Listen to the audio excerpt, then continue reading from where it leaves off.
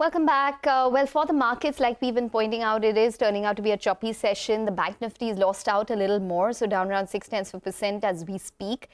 From the broader markets, there have been some numbers which have disappointed the street, such as Karnataka Bank. So that stock is down around 8.5%, close to 9%. Oberoi Realty, remember that stock was down around 7% yesterday as well, post its Q3 update. And now that stock has lost another 6%. So do watch out for Oberoi Realty. It's lost around 14% on a week-to-date basis. So there's some amount of profit booking which is coming into that counter as well. But let's talk about one specific company that did come out with its numbers, UGRO Capital, which is in focus. The company's asset quality has seen a slight hiccup this quarter, but the disbursements and assets under management remain robust. To discuss this and more, we have Mr. Nath, who's the founder and the MD of UGRO Capital, joining in. Mr. Nath, welcome to the show. Well, let's start with the asset quality because that seems to be the key point of concern. The gross NPA, for example, has risen 17% on a sequential basis. What led to that and what is your guidance? Ma'am, our gross NPA has moved up from 1.9 to 2%.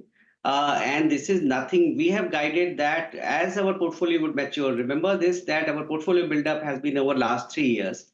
And with the maturity of the portfolio, we have guided that we'll be in the range of 2% of gross NPA with a total credit cost of between 1.5 to 2%. We are in that range, so we don't see any concern at all.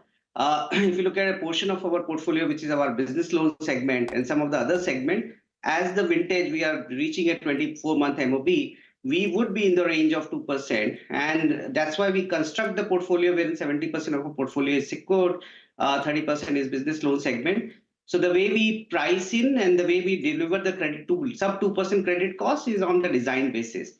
On the sequential basis, obviously, this is just pure function of size of it. We were 3,000 crore at the end of FY22. We were 6,000 crore at the end of FY23. We are now 8,300 odd crore. So this is a function of size of business. Okay, but incrementally, you did not see any kind of worsening in terms of key segments when it came to asset quality or any kind of delinquencies? No, absolutely not. So if you look at our collection efficiency data, it has remained very, very stable. It has delivered the same performance over last 8. If you look at our bounce rate data, it is also exactly the same the way we wanted. So we are not neither seeing any incremental stress in the portfolio. In fact, we are seeing buoyancy. If you have a chance to look at our investor presentation, we have presented at how the overall macro in our segment of the customer 15 lakh to 15 crore turnover, actually things are moving in upward trajectory fairly well. You said that a couple of years ago you were a 2,000 crore book, then that turned into a 6,000 crore book, closing in on that $1 billion book size right now. I just wonder, at a time when banks are getting increasingly cautious on lending to a lot of people, the RBI also is saying that, there could be some sort of stress with the kind of lending that happens. Where is it that you are finding the kind of customers that you are to be able to grow so fast? And what's a sustainable planned growth rate? Because you are planning everything right from your book growth to, the increased asset quality sort of things while your book grows, etc. So what is a sustainable growth rate? And what proportion of your book has actually seen one entire credit cycle for you to be very sure of the asset quality too? You have asked too many questions at one go, but I'll try to decipher that and answer one by one. First and foremost, RBI and the banks have not said that MSME segment, whether secured and unsecured, have any form of stress or there should be moderation of lending to be done. All of what we have been said is about the retail, consumer and personal finance, right? So MSME financing from government to the regulator perspective, there is a need and credit demand which need to be done. Actually, most of the large banks and NBFC have not been focused in building MSME financing. That's point one. Number two, and that's why, CGT MSME guarantee the unsecured loan up to rupees 2 crore and 75% of that. We have 1,000 crore of credit guarantee from CGT MSME itself.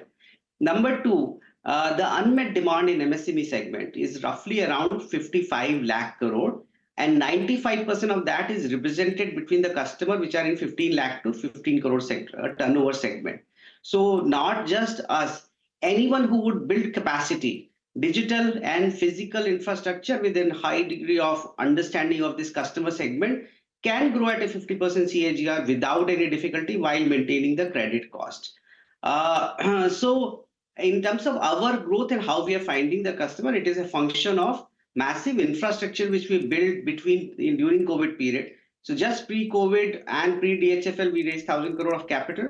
We used COVID period of time to expand. So from 120 people, we went to 1,500 people with almost 100 plus location, 275 people of digital and data analytics infrastructure, and massive co-lending infrastructure. So today, I think so UGRO is the largest NBFC with a 50% of book in off-balance sheet, which is 11 partner banks with whom we do the business. And these banks are still very willing to do. So the combination of capital, very deep physical infrastructure rollout, and very deep digital and technology infrastructure rollout has led to the capacity now being fulfilled. So we are, if you look at this year, we exited March 23 at 550 crore, and that is what we have been rolling out for a whole year. So it is, we are just delivering to our capacity right now. Okay, all right, Mr. Nath, we're going to leave it on that note. Thanks very much for joining in and giving us that clarification. So they do expect the gross NPA to be at that 2% mark or going forward. They have not seen any kind of incremental asset quality slip in terms of their segments. That's UGRO Capital. Stock is up around 2%. We need to take a short break. Up